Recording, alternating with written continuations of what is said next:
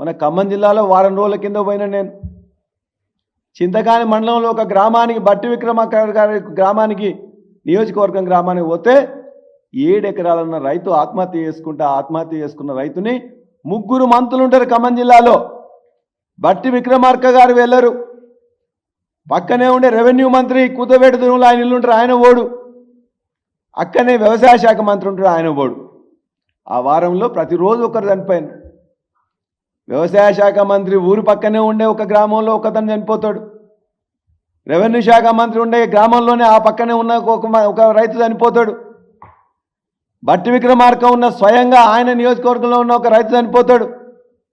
ఇంతమంది రైతులు చనిపోయినా రైతులను ఓదార్చే వాళ్ళు లేడు, వాళ్ళ యొక్క బాగోగులు తెలుసుకునే వాళ్ళు లేడు. పైగా ఇష్టం వచ్చినట్టు మొత్తం కూడా వాళ్ళు ఏదో ఆనందాల్లో తేలియాడుతున్నట్టు. ఆనందాలు ఉన్నట్లయితే ఎందుకు చనిపోతారు?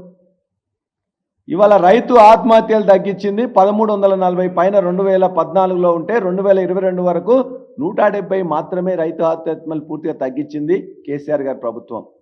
మరలా ఆత్మహత్యలు ఎప్పుడైతే కాంగ్రెస్ వచ్చిందో ఆత్మహత్యలు పెరిగిపోయినాయి. పేపర్ వాళ్ళు కొద్దిమంది వాళ్లకు ఇంతకుముందు కొన్ని వేదికలను పెట్టుకొని ఇష్టం వచ్చినట్టు రాసేవాళ్ళు. రైతు అనే అతను ఎక్కడ చనిపోయినా కూడా ఆత్మహత్య కానీ దాన్ని రాసేసేవారు. ఇవాళ నిజంగా ఆత్మహత్యలు అయితే కూడా పరామర్శించేటోళ్ళు లేడు, రాసేటోళ్ళు లేరు. చాలా దురదృష్టకరం. మేం చెప్తున్నాం, ఖమ్మం జిల్లాలో 4 రోజుల్లో 4 రైతులు చనిపోతే వ్యవసాయ మంత్రి, రెవెన్యూ మంత్రి, ఆర్థిక శాఖ మంత్రి వెళ్ళలేదే, కలవలే, పట్టించలే, మాట్లాడలే. చివరికి మేము పోతుంటే మమ్మల్ని ఆపి వాళ్ళు ఏదో పోయినట్టు చేశాను. ఇంత దుర్మార్గం. ఇవాళ వాళ్ళందరినీ కూడా ఈ రైతులకు నష్టం చేయాలని చెప్పేసి కూడా రైతుల ఉసురు తగులుతుంది. రైతు భరోసా కింద వాళ్ళు ఏదైతే ఎకరానికి 7,500 ఇవ్వాలో ఖచ్చితంగా ఇవ్వాలి. రుణమాఫీలో నిబంధనలు ఆంక్షలు లేకుండా, ఐటీ అని ఉద్యోగస్తులను చూడకుండా ఎంత లోన్ అయితే వాళ్ళు తీసుకున్నారో ఆ లోన్ ఖచ్చితంగా ఇవ్వాలి. ఈ లోన్ ఇవ్వాలని మేము ఒత్తిడి చేస్తుంటే వారు ముఖ్యమంత్రి గారు మాట్లాడతారు, హరీష్ రావు గారు ఆగస్టు 15 వరకు చేస్తే రాజీనామా చేస్తానన్నాడు, పారిపోతున్నాడు. టీఆర్ఎస్ నాయకులు కానీ టీఆర్ఎస్ మంత్రులు కానీ ఏనాడు రాజీనామాల కోసం భయపడలే. హరీష్ రావు గారు మీకు ఖచ్చితంగా చెప్పిండు, 6 గ్యారంటీలు 13 హామీలు రుణమాఫీ ఆగస్టు 15 చేస్తే ఖచ్చితంగా నేను రాజీనామా చేస్తా అన్నాడు. ఎమ్మెల్యే పదవిని పనంగా పెట్టిండు.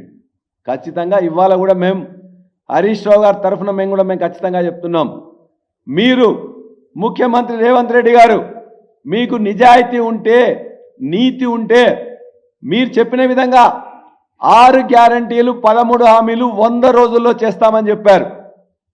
100 రోజులు అయిపోయినాయి, 200 రోజులు అయిపోయినాయి.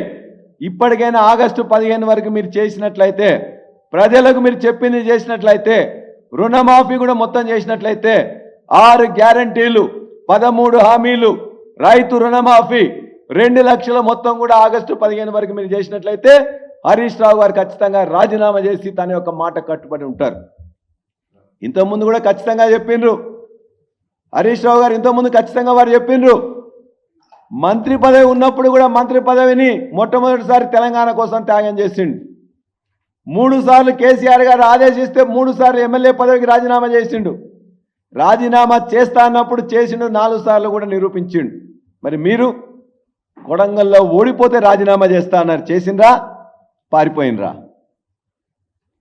నేను చేవెళ్ళ ఎంపీని ఇన్ఛార్జిగా తీసుకుంటున్నా అని చెప్పిండ్రు. మహబూబ్ నగర్ నేను పుట్టిన స్థలం, ఖచ్చితంగా నేను గెలిపించాలని చెప్పేసి ఎంపీగా కోరిండ్రు. నాకు రాజకీయ పునర్జన్మనిచ్చింది మల్కాజ్గిరి, కాబట్టి మల్కాజ్గిరి గెలిపించని చెప్పాను. చేవెళ్ళ ఓడిపోయినరు, మహబూబ్ నగర్ ఓడిపోయినరు, మల్కాజ్గిరి ఓడిపోయినరు. రాజీనామా చేసిండ్రా? పారిపోయినరా? పారిపోయే వాళ్ళు కాంగ్రెస్ వాళ్ళు, పారిపోయే వాళ్ళు మీరు. నిలబడి నిలకడగా కొట్లాడేటోళ్ళు టీఆర్ఎస్ పార్టీ, అదేవిధంగా హరీష్ రావు గారు, బీఆర్ఎస్ నాయకులు ఎవరైనా కూడా ఆనాడు టీఆర్ఎస్ పార్టీ చెప్పింది చేసిండ్రు, ఇవాళ బీఆర్ఎస్ పార్టీ చెప్పింది చేస్తారు.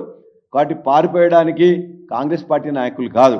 ఇవాళ కూడా నీతి నిజాయితీ ఉంటే మేము చెప్పిన విధంగా, మీరు చెప్పిన విధంగా, మేము డిమాండ్ చేసిన విధంగా 6 గ్యారంటీలు 13 హామీలు 2 లక్షల రుణమాఫీ ఆగస్టు 15 వరకు చేయండి. మేము ఖచ్చితంగా మా హరీష్ రావు గారు కూడా మాట మీద నిలబడతాడు. లేనట్లయితే తోక ముడుచుకొని మాట్లాడకుండా ఊరుకోండి. అంతే తప్ప ఇష్టం వచ్చినట్టు మాట్లాడుతూ పొంతన లేని మాటలు మాట్లాడుతూ రైతులను మోసం చేస్తూ రైతులను ఇబ్బంది పెట్టే విధంగా చేయొద్దని చెప్పేసి మరొకసారి ప్రభుత్వానికి డిమాండ్ చేస్తున్నాం. ఇప్పటికైనా ఆంక్షలు లేకుండా నిబంధనలు లేకుండా అందరిది 2 లక్షల రుణమాఫీ చేయాలని చెప్పి ఖచ్చితంగా డిమాండ్ చేస్తున్నాం. మీరు చేసేదాకా వదిలిపెట్టాం, మీ వెంట పడతాం, మా రైతన్నలు ఖచ్చితంగా ఇప్పిస్తాం. రైతు భరోసా చెప్పినట్లు కూడా ఎకరానికి 7,500 కోట్లు వెంటనే రిలీజ్ చేయాలి. రైతు బీమా ఇంతకుముందు ఎట్లయితే కట్టినామో 1,500, 1,600 కోట్లు ఖచ్చితంగా కట్టాలి. ఇవి ఏవి చేయకుండా రైతన్నల తరఫున పోట్లాడతాం, రైతన్నలకు అయ్యే విధంగా చేస్తాం. అసలైన తొలి వెలుగు. ఫాలో వాట్సాప్ @తొలి వెలుగు official.